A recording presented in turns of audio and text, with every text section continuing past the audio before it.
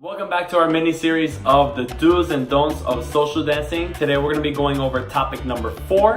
But before we continue, make sure you hit the subscribe button below so you can stay up to date with all of our future videos. Today's topic is you don't want to be a blind dancer. So what does a blind dancer mean? A blind dancer is not aware of their surroundings. And this could be very dangerous for both leaders and followers, especially in a crowded room.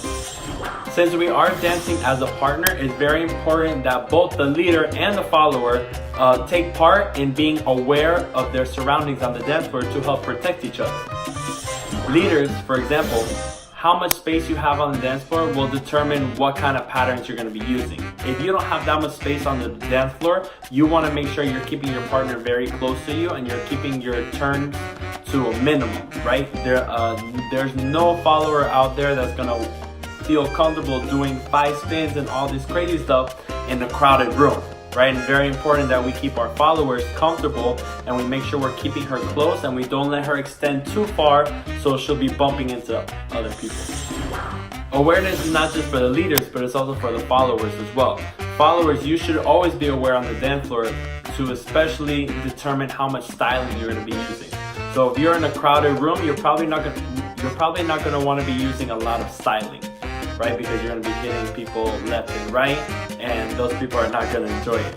So as followers, you have to be aware of your surroundings to make sure that no arm is going to be hitting somebody in the eye.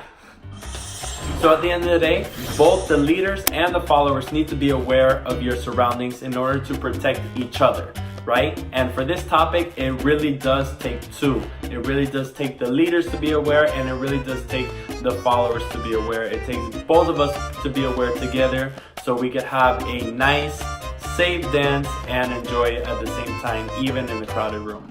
Hi guys, it's Angie from Casa Salsa. Thank you so much for watching. Don't forget to check out our other free videos with tips and tricks for the dance floor. Make sure you subscribe to the link below so you don't miss any of our new upcoming content. And if you look in the description, you'll find a link to our website to get access to exclusive content. And if you want to take a live class with us, you can do so as well. Link on the description. See you next time.